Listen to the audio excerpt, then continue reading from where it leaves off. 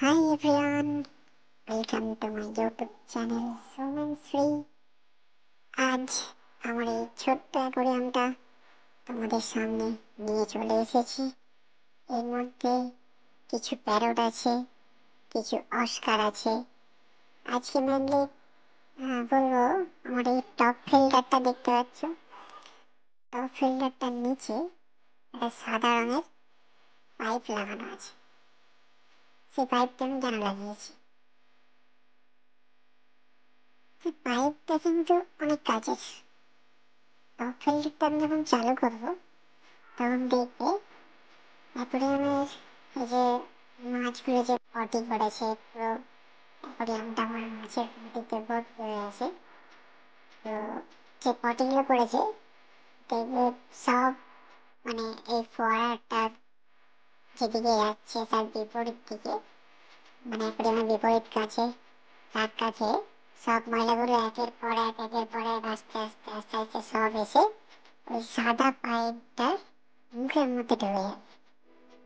একটু ভালো করে দেখো, টোটাল ময়লাটা আস্তে আস্তে পুরোটাই পাইপের মুখের ভেতরে ঢুকে যাচ্ছে। আমি একটু জুম করে দেখাবার চেষ্টা করবো তোমাদের কীভাবে ময়লাগুলো পাইপের ভিতরে ঢুকছে। খালি দেখুন এবার, দেখো কীভাবে ঢুকছে। দেখো একটু স্লো করে দেখায়, স্লো মোশনে ময়লাগুলো টোটালি পাইপের ভিতরে ঢুকে যাচ্ছে। এবার ওর যে সার্কুলার সিস্টেম সেভাবে কাজ করবে। এখান দিয়ে ঢুকে ওপরে যে টপ ফিল্টারের যে বক্সটা আছে যার মধ্যে তোমার স্পঞ্জ দেওয়া থাকে, কার্বন দেওয়া থাকে, তো ওটা ডাইরেক্ট ওখানে পাঠিয়ে দিচ্ছে, ওখান থেকে আবার ফিল্টার হয়ে পড়বে। তো এটা কিন্তু খুব খুব সুবিধা।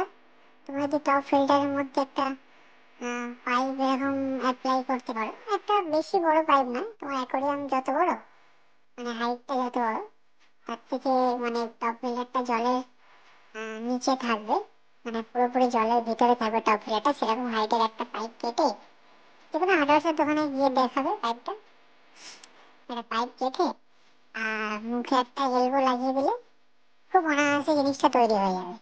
খুব ইজি, একদম খুব ইজি জিনিস। আর এখানে আমি একটা ইয়েও রেখেছি, একটা ভাঁড় আছে। এটা অ্যাকচুয়ালি আমার পাখি ছিল, বদ্রি পাখি ছিল, সেই পাখির ভাঁড়। তো ওটা মুখটা কেটে ওর মধ্যে লাগিয়ে দিয়েছি। ওর মধ্যে একটা মাছ থাকে, এখানের মধ্যে লাল রঙের যে প্যারট মাছটা দেখছো একটু বড়, ওই প্যারট মাছটা কিন্তু ওই হাঁড়িটার ভিতরে থাকে। ও ছাড়া ওই হাঁড়িটার ভিতরে কেউ ঢুকতে পারবে, ও একাই ঢুকে। ময়লাগুলোর কি অবস্থা দেখো, এক জায়গায় জড়ো হয়ে গেছে। এবার ঘুরতে ঘুরতে ঘুরতে ঘুরতে নিজের ওই পাইপের মুখেই ঢুকে যাবে, সবার সব পাইপের মুখের মধ্যে ঢুকে যাবে।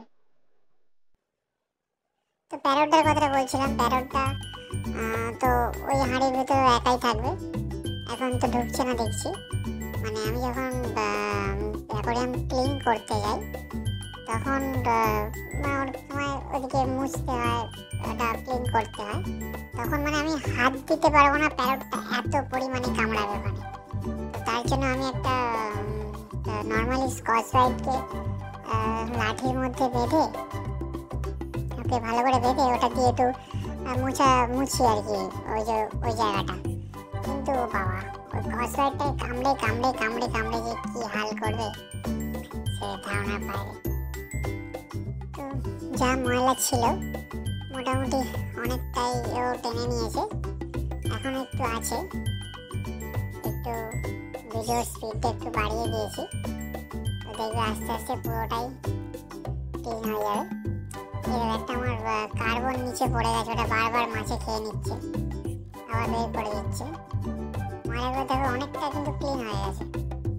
কতক্ষণ চলছে? মিনিট 5-7, হ্যাঁ 5-6 মিনিট হবে চলছে মোটরটা।